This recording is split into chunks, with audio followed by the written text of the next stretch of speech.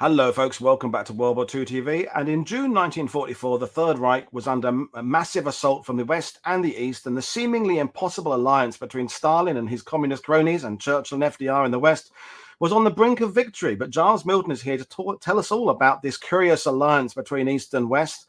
And I'm delighted to bring him back in. It was only a few days ago you were on the last time, but here you are again. Different subject. Good to have you back, Giles. Well, thanks for having me back on again. Good to be here. As I said on the top of the show there, this alliance between East and West, I mean, we talk about the smoothness, comparatively speaking, of the relationship between FDR and Churchill because they were great friends. And Stalin is the one we kind of don't talk about in a sense because maybe we know less about him or we've pigeonholed him. But this relationship was key to the Allied success of the two East and West getting on. So before we kind of get into the subject, how difficult was it to kind of research, particularly the East, the Soviet archives, Russian archives in the era we're in these days? Yeah, it's very difficult to get into the Russian archives. I've got a Russian researcher who'd done some work for me, but trying to get out some of the secret documents. I was particularly keen on getting NKVD secret files on my guys in Moscow. Absolutely impossible. Even a Russian writers and historians can't get into these archives. It's a bit like MI6 here. They've got a blanket exemption on putting them in the public domain. So you're pretty scuppered on that front. So you have to make of it what you can, what you can find.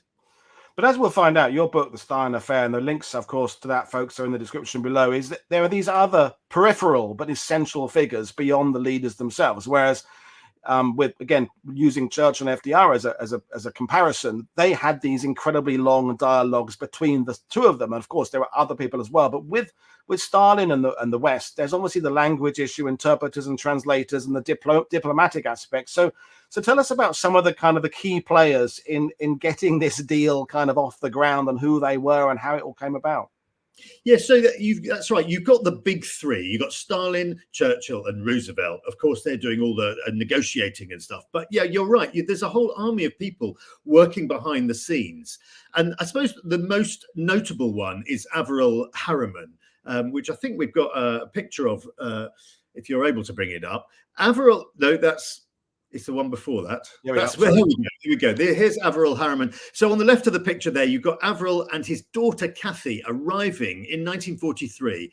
He's Roosevelt's, he's the American ambassador to Moscow, but he's Roosevelt's direct envoy to Joseph Stalin. Averell Harriman will spend an awful lot of his waking hours working inside the Kremlin alongside Stalin. So gets to know Stalin incredibly well, as does Kathy, his daughter, who's in that coming off the plane there as well. So these are going to be absolutely key people in trying to understand what Stalin's about, because I think, by the time we reach 1944, there's a big change in the big three relationship. Before, this has been absolutely essential to win the war, but now they can all glimpse, there's hope here. They kind of know we're going to win the war, and this is beginning to change the relationship, and it's going to require Averell and others to try and work out what exactly does Stalin want at the end of the war. No, very good point. And as we talked about on other shows on this channel, is that in 41, 42, every alliance, they have to focus on defeating the Third Reich, and things aren't going very well. And obviously, there's still that focus there in 44, but there is already now this vision of a post-war Europe and a post-war East and a post-war West. And it's fair to say that everybody has slightly different aspirations and hopes for what that post-war will be. So, these figures are very important. So, I'll hand it back to you. Yeah, one other thing I was going to say, if you look at the big conferences, I mean, Tehran 43, and then you've got Yalta 45, of course, the interpreters play an incredibly important role in all of this. And they are there, they are listening in and obviously translating for everything that's being taking place. So what I found looking into the archives is to go to the interpreters and look at their accounts, because they kept kind of verbatim accounts of what took place. They're absolutely fascinating, because it's like you're in the room behind the curtain peeking in on this stuff, and you're reading what actually happened. And of course, their job was also incredibly difficult. Look at the way Churchill spoke, this incredible rhetorical flourishes. And these poor guys like Arthur Burrs, has to try and put this into Russian for Stalin. So a very, very difficult job they're playing, and a crucial one, because this is the future of the world is at stake here. So if they make one mistake, something could go badly wrong. No, absolutely. And it's not like the British envoys have exactly the same hopes and desires as the American envoys. They're playing from the same side. They want that victory, but again, the way they're going to see Stalin, the way they're going to look at the whole Soviet setup is going to be different. So are Americans and Brits and other allies who are over in Moscow kind of working together, or are they kind of doing their own thing for their own? A bit of both, I'm guessing. Yeah, well, I think that's a really, really interesting question, because I sort of had this idea before I started this book that they were working very much as the closest two allies, Roosevelt and Churchill together. And I was really shocked the more I read about how Roosevelt was constantly cozying up to Stalin against Churchill. So Roosevelt, of course, hated Churchill's imperial background, the British Empire. He didn't like any of this stuff, And so the more I read the accounts of interpreters and even Roosevelt's own advisors, they were pretty appalled at how behind the scenes Roosevelt was constantly trying to pull a fast one on Winston Churchill. And I'll give you one example, but it's quite a telling one. At one point, he said in private to Stalin, look, Joseph, he said, I think we can sort out the problem of India after the war without Winston being there. So he's he's beginning to propose the dismantling of the British Empire without Churchill being in the room. And I have to say, of course, Churchill is doing exactly the same thing with Stalin as well, going against Roosevelt. So even between this, we talk about the special relationship, the wonderful, cozy relationship we have with America. Actually, when you look into it, I think they were all competing for what they could get at the end of the war. No, good point. Well, let's bring up the second slide, because in reading your book, an absolute key player and a guy deserving of his own extended biography, because, what an amazing chap. So who's this and how does he figure into everything?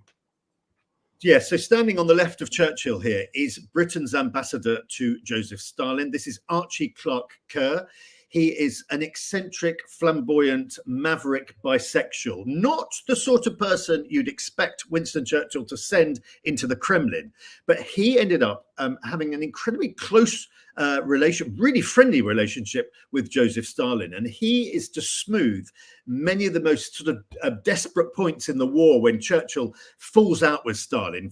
They're forever falling out. They're forever insulting each other, and then they get back together again. And so Archie is an absolute architect of the big three relationship. Without him, I think it probably would have fallen apart 2 years earlier in 1942, when Churchill falls out with Stalin and threatens to walk away from the big three relationship. He said he's had enough with Stalin in Moscow. He's flying home and he's tearing up the big three partnership.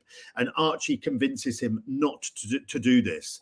And so Archie, again, coming back to 1944, Archie is going to play a key role in the meeting, the second meeting, when Churchill flies to Moscow in 1944 to meet with Stalin again without Roosevelt. So tell us more then. And we got lots of questions building up in the sidebar. Yeah, this is one of the most extraordinary things that happened, that Churchill flies to Moscow in 1944, October 1944, to have a secret meeting, series of secret meetings with Joseph Stalin. Now, Roosevelt is very, very unhappy about this. And he says to Averell Harriman, I want to make sure you're in the room at every single meeting that Churchill has with Stalin, because I don't trust these two together. So Averell is there, except for the very first meeting. Churchill manages to engineer a meeting with Joseph Stalin at which Averell is not present. Stalin even says, hold on a minute, isn't Averell meant to be here? And Churchill said, oh, don't worry, he's coming to all the next meetings, the ones that follow. But this one he couldn't come to. What happens at that meeting, we know from Arthur Burrs, the interpreter, is that Churchill, with Stalin, tries to plan the post-war world, carving up Eastern and Central Europe into spheres of influence. He says to Stalin, Joseph, you want Romania, you're really interested in Romania. So look, you can have 90% of Romania, but we want to have, say, 90% influence in Greece. And they go through country by country. Yeah, this is a good slide to show. So just to backtrack a minute, this is Arthur Burrs. Look how nervous he was terrified interpreting for Stalin, and he looks pretty terrified. So Churchill has this proposal And it's actually in writing, and he calls it his naughty document. And look at what it says in the script here. The Prime Minister, he said, this is Arthur Burr's writing. Prime Minister then produced what he called a naughty document, showing a list of the Balkan countries and the proportion of interest in them of the great powers, and that the great powers meaning Soviet Union and Great Britain. And he says the Americans would be shocked if they had saw how crudely he'd put it. Well, they would be shocked. In fact, everyone would be shocked, because Churchill hasn't consulted with his cabinet. He hasn't consulted with Parliament. He hasn't consulted with anyone in Eastern and Central Europe. And yet, basically, he's signing over half the countries to Stalin and half the countries to himself. And what fascinates me, Paul, about this document is you can't miss the fact it's got 2 lines through it. Why has it got 2 lines through it? Because this document, incidentally, I found in the National Archives, this was meant to be redacted for the official records, which means that this should never have made it into the public domain. Well, it did make it into the public domain. And we can see it's fascinating, because it shows that, Churchill was, all very happy to try and do an underhand deal when the opportunity arose. What happened, of course, is Averell got wind of this, and it came to his attention, and all hell broke loose. Roosevelt went absolutely ballistic. So it never happened in the end. But it's a fascinating way to see how these big 3 operated in private. No, definitely. And we've got a question, I think we'll address it now, because you talked about how the envoys are trying to get a handle on Stalin. What do we know about, well, Andreas is asking, or Madke is asking, what did Stalin think of Churchill and Roosevelt? Do we know much about what he really thought, or was he always changing his mind about the 2 figures, and indeed what the nations they represent? Yeah, it's a very difficult one to answer, and he seems to change over time. Archie, the British ambassador, said that something he'd noticed that was completely peculiar. He thought that, so in a strange way, Stalin and Churchill were very similar in the sense they were both very needy individuals, and they both wanted the other one to like the other one. They wanted to have a friendship in a bizarre way. I think Stalin did not admire Churchill in the way that he did definitely admire Roosevelt. Now, why did he admire Roosevelt? Not for his political views or his system and everything. He admired Roosevelt because Roosevelt had the backing of industrial America behind him. So this Lend-Lease agreement, by which, millions of tons of American weaponry and hardware, tanks, planes, whatever, was being shipped into the Soviet Union. Stalin was a realist. He knew that it was Averell Harriman and President Roosevelt who'd made this happen. And there's a rather wonderful account at these conferences. Roosevelt sort of sits there rather like a benevolent uncle. He can give out all these toys, whereas Churchill was in a rather weaker position. Britain was not able to give out anything like the sort of stuff that America was. So I think there was an admiration on Stalin's part of Roosevelt, but perhaps much less so of Churchill. And of course, don't forget, he constantly undermined Churchill whenever he could. I mean, in one remarkable private dinner, he started speaking about the Gallipoli landings in the First World War. And he said that they failed because of gross stupidities in planning and execution. Well, of course, who planned the Gallipoli landings in First World War? It was none other than Winston Churchill. So this was typical. It was vintage Stalin. Stick the knife in and then twist it, And he did that on numerous occasions with Churchill, but never with Roosevelt. That's really interesting. And of course, I mean, we must, I guess Stalin must have been jealous of Churchill's just ability to be a magnetic personality and win over the public. I mean, Stalin's doing it, but he's doing it by cheating and evil propaganda and murder and all the things he's doing. He's got that. He's cultivated an image with the Soviet people, but it's fake. Whereas Churchill genuinely has got the affection of a huge part of the English speaking and indeed wider world. So Stalin must have been kind of jealous of his charisma. I think he was, yeah, and his natural charm and the fact that he brought these highly skilled advisors. I mean, definitely Stalin appreciated having Archie Clark Kerr as the British ambassador and Averell as Roosevelt's envoy, because they got things done. Because these were guys who didn't believe in bureaucracy, they didn't believe in red tape, they didn't believe in having all the hangers on.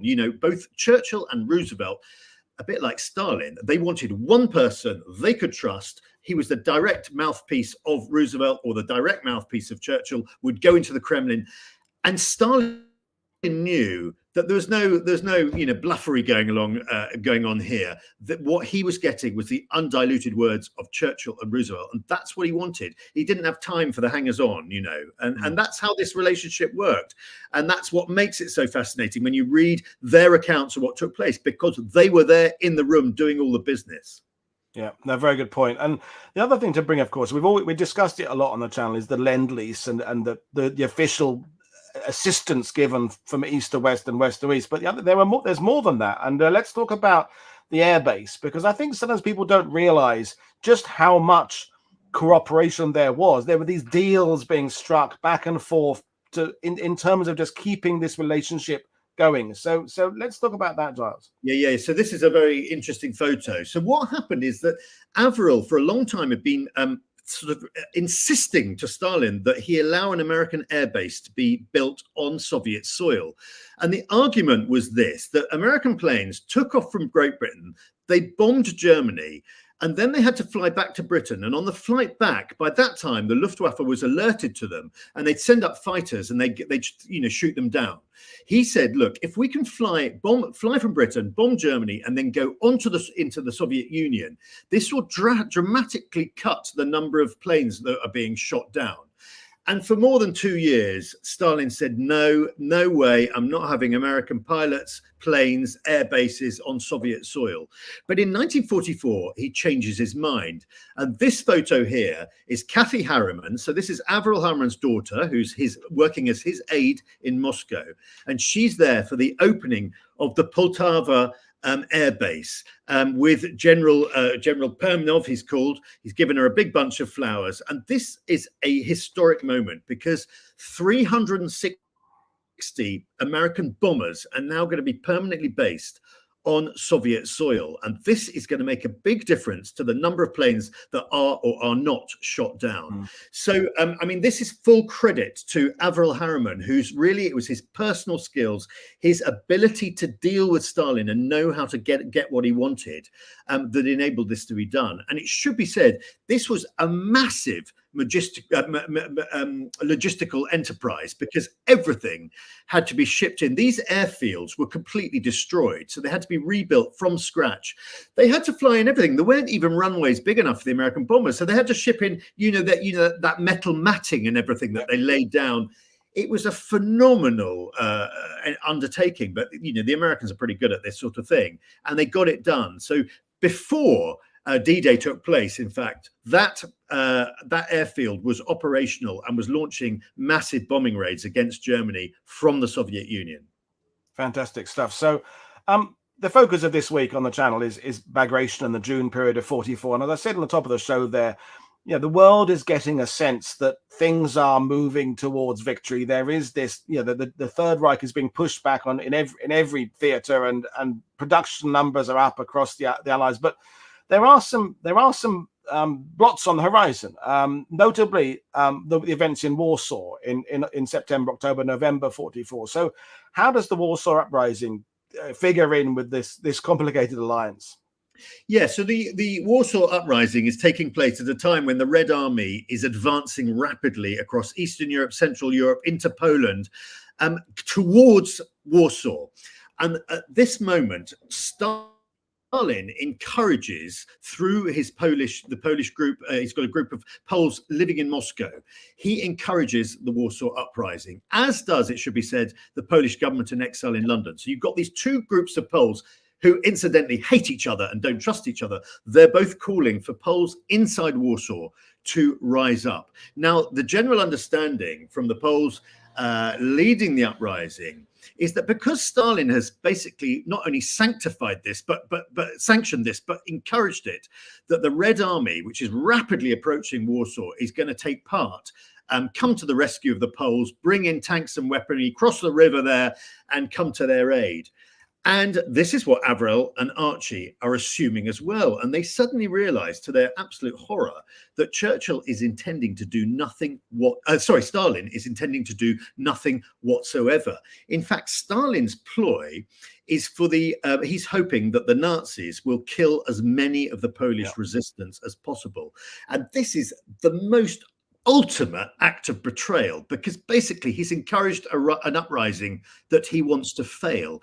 And even the Americans, talking about their airbase at Pultava, the Americans say, we want to use our planes there to start dropping supplies and munitions, weaponry to support the uprising in Warsaw. And Stalin says, you're not using that airfield to drop supplies into Warsaw. So it absolutely horrifies Avril and Archie. And I think there are a number of points where they wake up to what the reality of what's going to take place in the post-war world, with Joseph Stalin. And this is one of them, that Stalin absolutely cannot be trusted. And the wartime alliance that has worked throughout 41, 42 and 43, now everything is on the cusp. Everything's about to change. So 44, obviously, and I know you're going to be talking later in the week about some of the big military operations taking place, but the relationship with Stalin, which is absolutely vital to all of this, is also undergoing a profound shift at this point. And everyone those in the heart of things can already sense that the war and the relationship is completely on the point of change. Yeah, that's fascinating. And just as when the public in the world are, as I said kind of earlier, kind of getting this feeling that the war is coming to an end, behind the scenes, these kind of people are realizing that there probably is going to be another one on the horizon, maybe a different type of war, but certainly 45 is not going to bring about this suddenly blissful peace where everything goes back to an ideal world. It's going to be more and more problems and more tension. In fact, maybe on a wider scale. Yeah, and that's true. And it's very interesting if you look at the memos that Archie was writing to Whitehall and that Avril was writing to Washington. They were saying, get a grip. This is, you've got to start thinking about a serious U-turn in your foreign policy, because this wartime alliance is not going to last, and you've got to get real. And I unearthed a lot of memos saying that, and simply it fell on deaf ears on Capitol Hill and in Whitehall, that this was information that the establishment in both countries didn't want to hear, because Roosevelt, his great dream is to continue this alliance into the post-war world, and he's hoping that Stalin will be a major player in the United Nations, which he's hoping to set up in the post-war world. And so no one wants to hear this message that actually you're dealing with a complete tyrant who's gonna trying to take over the whole of Eastern Europe if you're not careful. Yeah, very good point. Well, we'll do a few questions if you don't mind now. So Andreas is asking, will you speak about, or do you talk about in the book, the odd trip of the US vice president to USSR in the spring of 44? So when Wallace went out there, is that key to the story? I don't. I mean, the problem when you're writing a book on this with so much going on is you just have to choose which are really the sort of salient points. And so I tried to pick all the events where I felt that they represented a turning point or a really crucial point. So unfortunately I mean, maybe if I did volume 2 of this book, volume 2, yeah.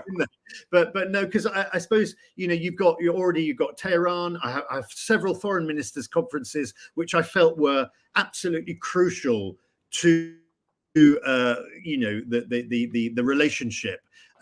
So no, between I've got Tehran and I've got Yalta. We've got the picture here, but unfortunately, you never have space for everything. There's always more to do.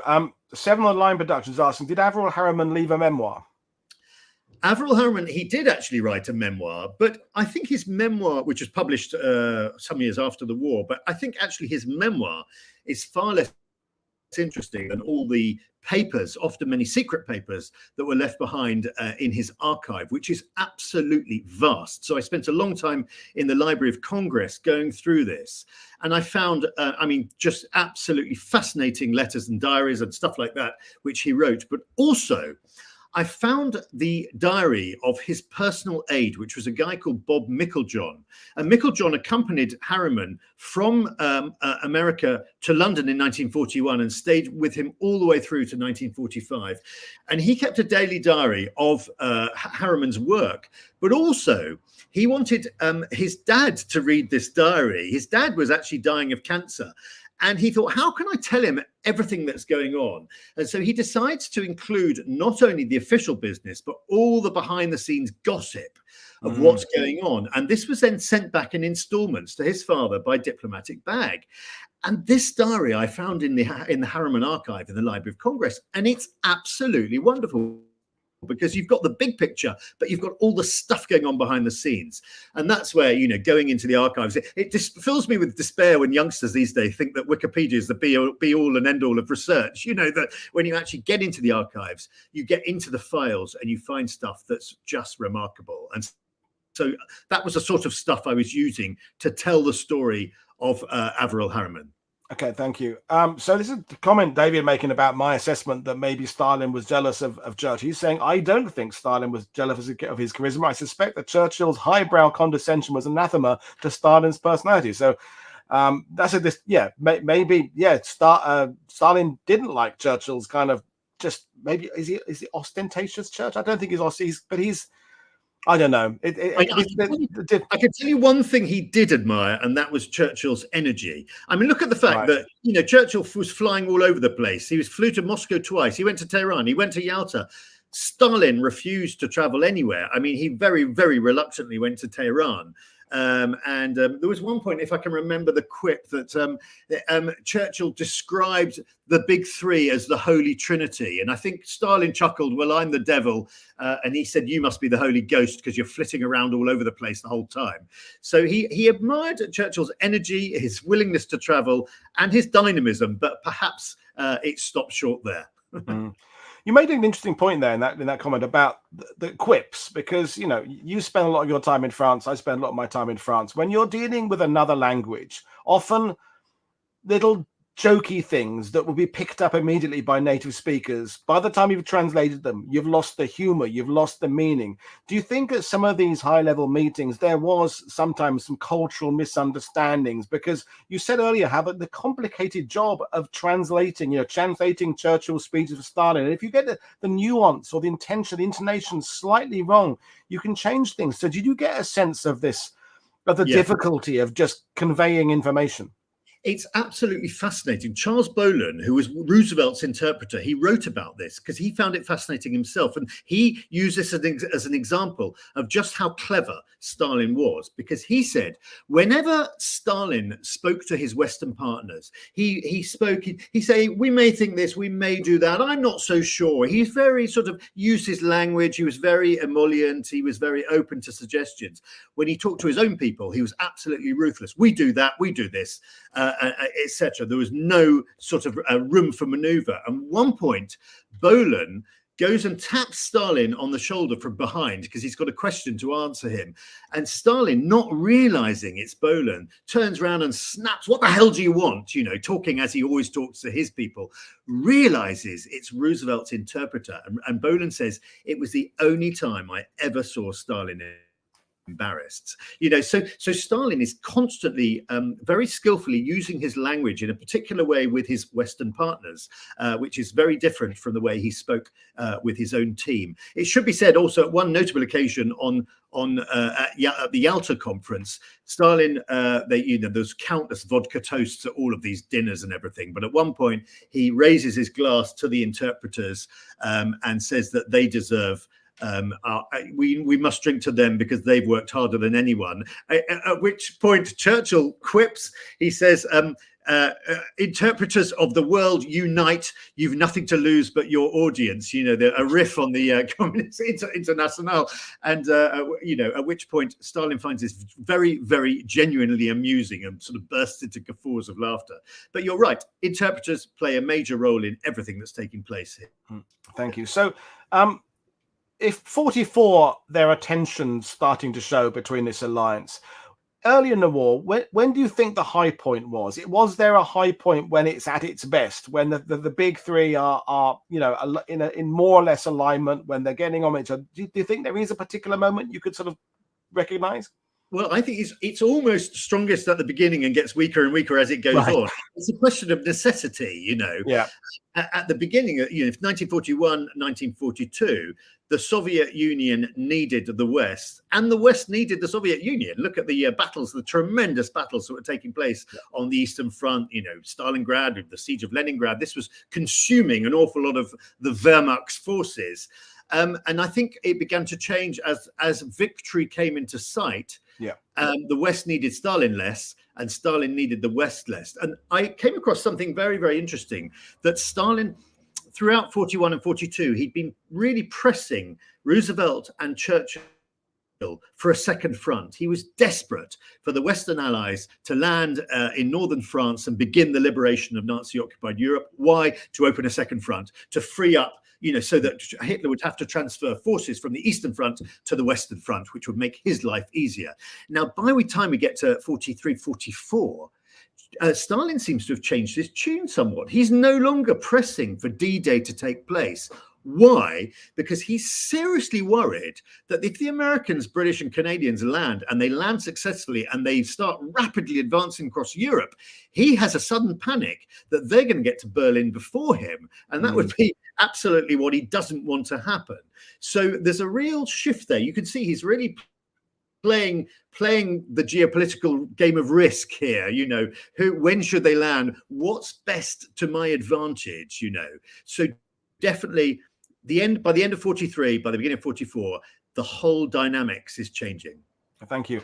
That brings up a relevant question from Rob Crane, because all the time we're talking about the alliance between East and West. We can't forget the fact that there had been an alliance previously between the Soviets and Hitler. I mean, that's another chapter there. So Rob is saying, below the top level, there must have been a lot of suspicion about any Russian diplomats who remained in their post and had previously been involved in a deal with the Nazis. And that's an interesting point, is that some of these envoys and people we're talking about, they're going to meet people who almost months earlier were having similar meetings with Nazis. How does that figure into things? Exactly. In fact, look at someone like Foreign Commissar Molotov, who's Stalin's foreign secretary, essentially. It wasn't long before he was in Berlin shaking hands with Hitler, Yeah. So Rob's got a very, very good point there.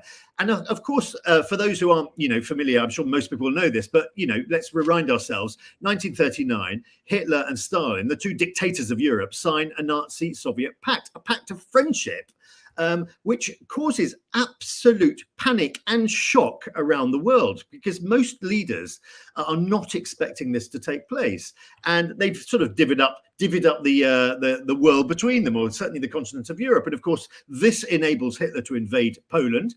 It enables Stalin to move his troops into eastern Poland. This is the point which Britain declares war on Nazi Germany. This is the starting point for the Second World War. And just 2 years later, we as Brits, and later the Americans, are going to be in partnership with Joseph Stalin. And it has to be said, when Stalin insults Churchill, which he frequently does, Churchill turns around and snaps at Stalin. Hold on a minute, you 2 years earlier signed a friendship treaty with Hitler. And so this was his tit for tat. This was a good way to shut up Stalin. That's a fairly good ace to play, that one, isn't it? We're trying to kill this guy. You were the one having coffee with him, just a few months ago. Yeah, it's a very good point. Thank you. And actually, Paul, on the point of Poland, because Poland in 44, and I'm sure we'll come on to Yalta in a minute, but Poland is a huge bone of contention. And one thing that Churchill keeps insisting on is, he says, we went to war over Poland, and we cannot possibly allow a Soviet-dominated Poland at the end of the war. And Roosevelt, likewise with Poland, there are 6 or 7 million ethnic Polish voters in America, and he's got his eye on the election, and how are they going to vote in the election? So Poland is a highly contentious issue. And when Churchill says to Stalin, he says, for me, Poland is a question of honor. And Stalin has a fantastic riposte. He says, well, if Poland is a question of honor for you and the British, Poland, for me and the Soviets, is a question of survival, because he knows, any invasion is going to pass through Poland. So Poland is right the way through from 1939, really, right the way through to 1945. Poland is going to be this bone of contention between these three leaders.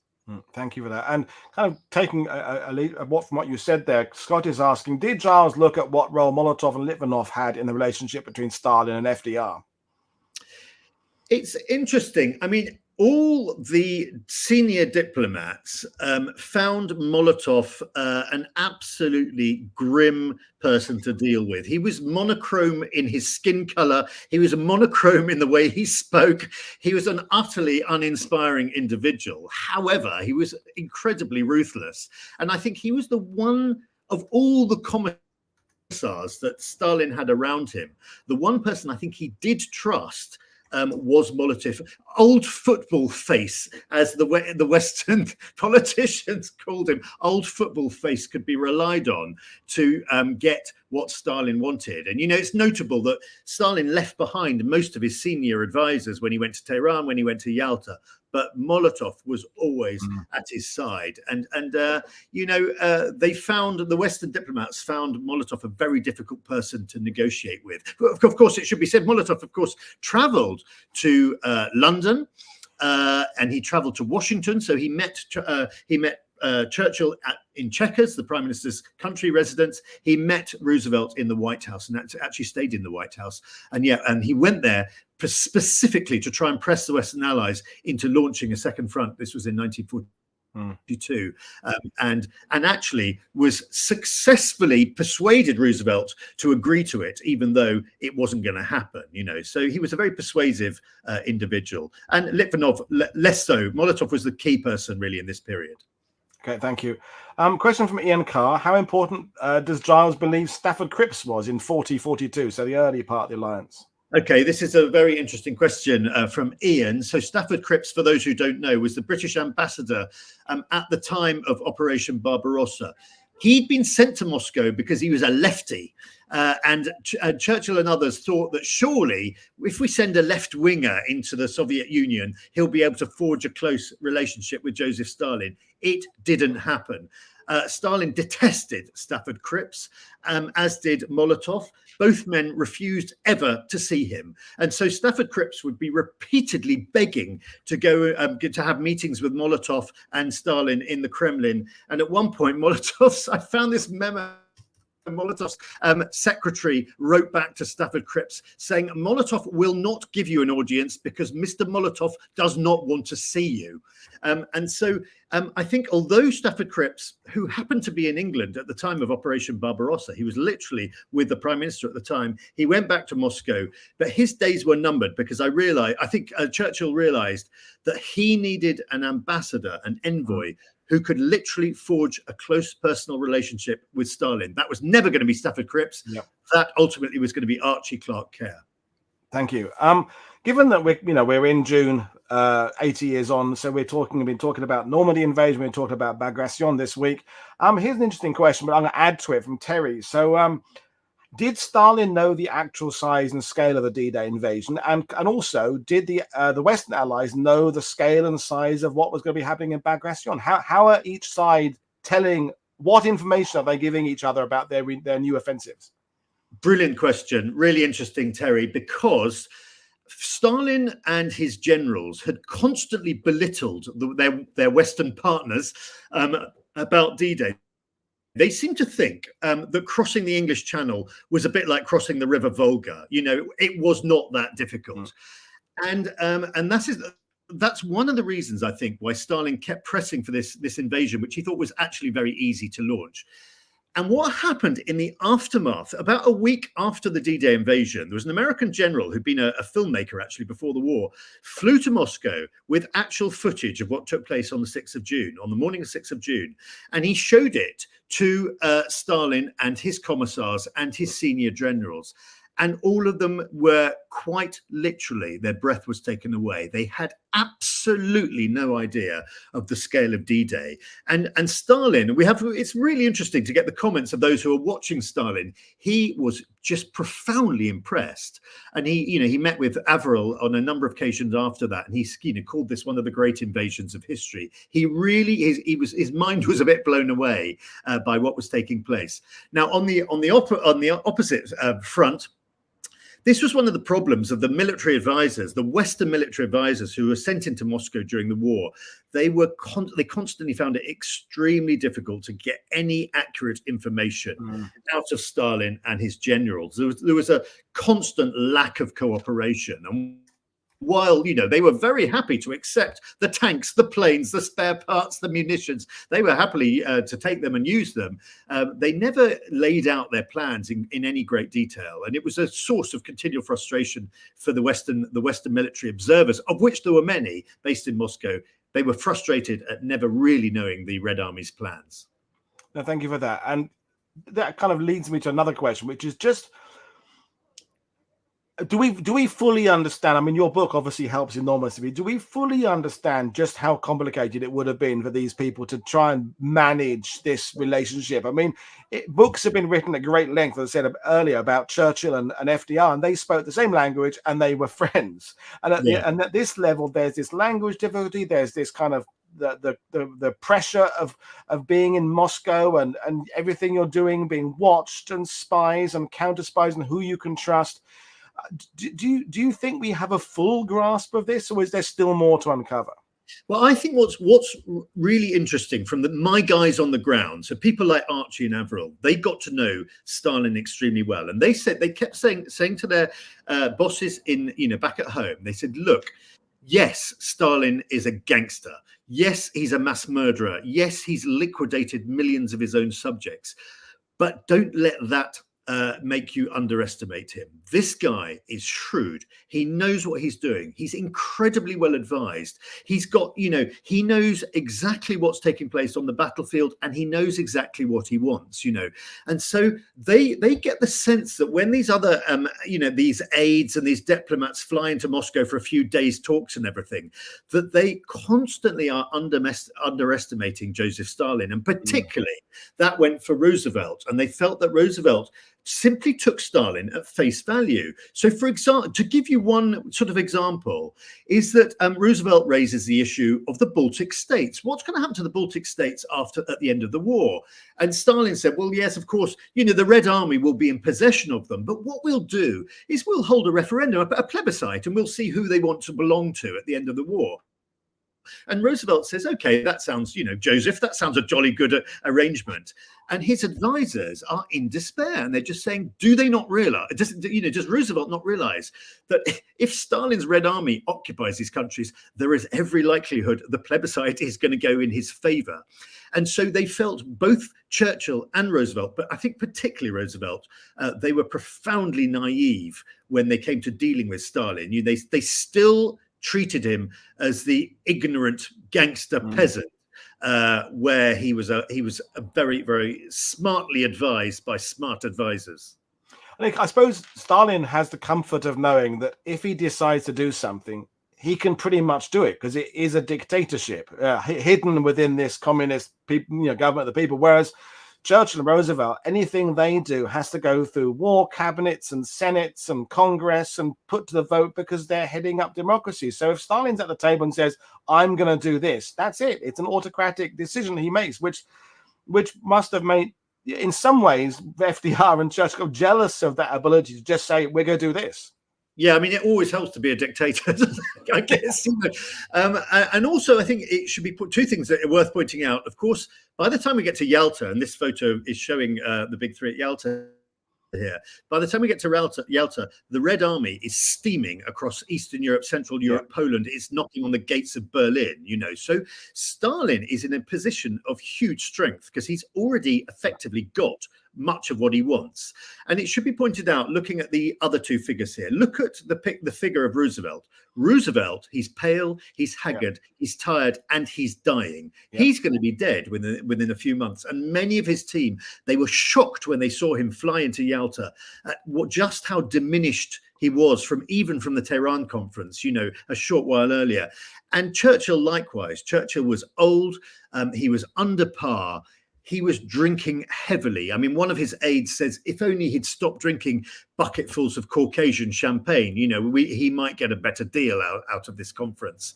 So there was a general feeling amongst the Western advisors that Stalin had got the upper hand, and these two other players were not up to par when they were dealing with him. That's a really good point, because we talked about the Casablanca conference. Obviously, Stalin wasn't there, but other people were. But if you kind of look at it as football tournaments, there were certain conferences that you can say, well, that country was the winner of that one. This one was kind of a draw. That one, this guy, the British come out of Casablanca particularly well because the Americans were underprepared for that one. But you're saying that kind of Yalta was Stalin's victory in a sense?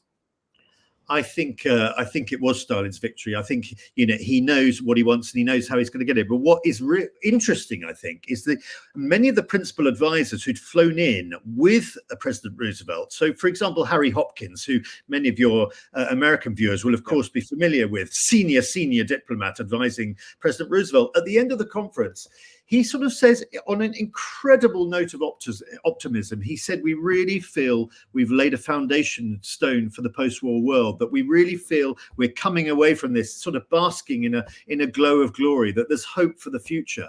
And of course, this is all going to fall apart very, very rapidly. So it's pretty sad, actually, that, within a few months of the Yalta Agreement, or the Yalta Conference taking place, everything is going to fall apart. So the hopes that were forged at this conference are, they are not going to last.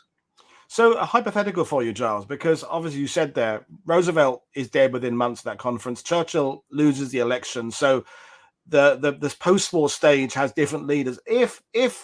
If Roosevelt and Churchill were still in place as leaders in, let's say, 46, 47, if Churchill wins the election, if FDR is still around there, would that have given the post-war period a bit more chance of a smooth transition, or was it inevitable? Do you think that it was going to descend into the Cold War we know it became? I think it was inevitable. I think there's no way that this relationship could have survived the post-war world. I think it had served its purpose, which was to defeat Adolf Hitler. It had done that very effectively, although obviously at the cost of millions and millions of lives, But I think there was no way it could survive. And look, some you are probably familiar with, and some of your viewers will be familiar with, Operation Unthinkable. I don't know if you know about this. This is Winston Churchill at the end of the war asked his chiefs of staff to plan a massive operation against the Soviet Union, an invasion of the Soviet Union, or certainly a mass attack on the Soviet army to try and deal with Stalin once and for all. This is an extraordinary thing to take place, because what he's proposing is for the British Army, the Canadian Army, the American Army to turn against their wartime partner in 1945, summer of 1945, and try and destroy the Red Army. How is he going to do this? There are not enough Western troops to do that. So he says, well, hold on a minute. We could turn the Wehrmacht and SS onto our side as well, bring them on board. And look, let's deal a shattering blow against Stalin and the Red Army. And of course, his chiefs of staff, they draw up the plans. You can see them in the National Archives in London, But his chiefs of staff said, Winston, I think this is one step too far. You can never sell this to the British public. And therefore, it became known as Operation Unthinkable. It was unthinkable to do this. But the very fact that Churchill was thinking already in 45 of turning against his wartime partner in so dramatic a fashion, it sort of gives you a hint of how there's no way this partnership could ever have lasted into the post-war period.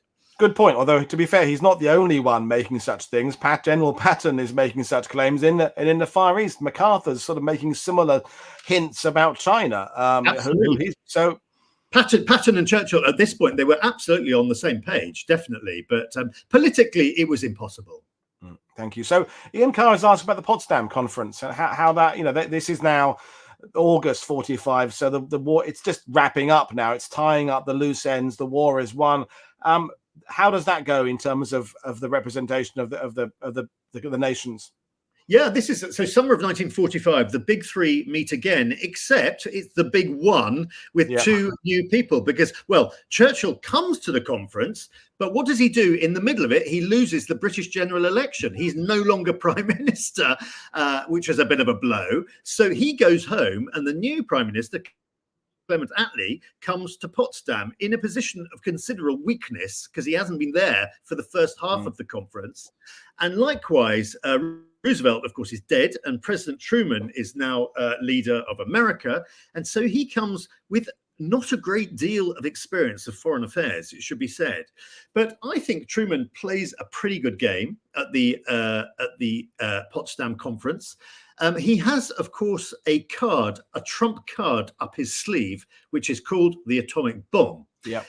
And he, at the Potsdam conference, let slip to Joseph Stalin that he has a trump card, and he says, we've got this bomb. He never calls it an atomic bomb, but he says we've developed an immensely powerful bomb which we're going to use against Japan. And he thinks that Stalin's going to be amazed by this and wants to know more about it. And Stalin doesn't really say much about it. And of course, what Truman doesn't know is that Stalin's got spies in America who've already told him all about the entirety of the atomic program, so he knows everything. There's one other player that comes into the Potsdam conference who should be mentioned because he's one of the most underrated politicians, I think, of the 20th century, certainly in Great Britain, and that is Ernest Bevin, who's the new Labour Foreign Secretary in 1945, who's going to play a blinder throughout the Cold War. He's never trusted Joseph Stalin. He knows by July 1945 that the wartime alliance is ended. And that this guy can't be trusted anymore. And he's pretty aggressive towards Stalin from day one. And so I think by Potsdam, we can sense that, I mean, Potsdam obviously brings in much of the architecture of the post-war world, which has already been discussed at Yalta, and this is now sort of set into being. But I think the Cold War, there's already the tentacles of the Cold War are spreading out through that Potsdam conference. And already, the first sort of hostile shots, if you like, are being fired across the table. Thank you. And there's some things up. We're going back to the book and this diplomatic work earlier in the war. Do you think most of the people who were out in Moscow, Americans and British, could read through everything and knew that Stalin was untrustworthy ultimately, or were some of them kind of, do you think, kind of rather charmed by him earlier, or does that make sense, that question? Yeah, I think the ones who were based in Moscow and got to see him and work alongside him in the Kremlin. Remember, they're going into the Kremlin and seeing him in his office. I think they were deeply suspicious right from the very outset that someone who was so good at what he was doing. He was so well informed, and he so knew what he wanted that they were really suspicious of him, and they were trying to warn their leaders, their political leaders back at home, just be wary of this guy, and so there's a quite a telling quote by Archie. He says that you're treated, his audience are these public school educated, Eton and Oxbridge, go to their gentlemen's clubs in Whitehall and drink their brandy after dinner and everything. And he said, you're treating Stalin as if he's an unwanted guest at the club door. You hold your noses when you let him in. And you said, you've got to be much, much cleverer with how you play this guy. He's playing you and you're not playing him, And so, they were constantly issuing warnings, and the warnings fell on deaf ears.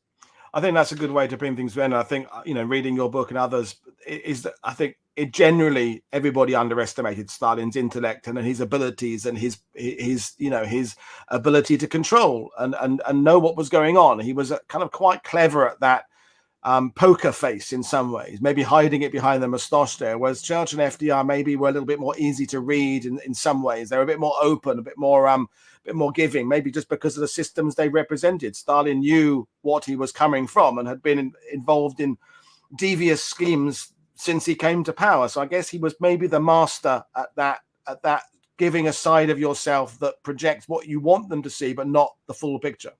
I think you're right. And as you said earlier, a wise point that if you're a dictator, it does help. It does help. You can do it. Yes. You don't have to argue your point with anyone. You are the big boss. Yeah, well, we'll lay things there. So you're giving a version of this talk that we have Waves Fest in July. So that's it. And you're still busy with appearances and literary festivals in the UK. I'm doing literary festivals up and down the country, but we have Waves. I'm really looking forward to that. There's I'll see you there. We'll all be reunited. A lot of us enthusiasts for this subject, and it's just great fun. And I remember last time we had quite a few pints of beer and lots of curry on offer as well. So it was good.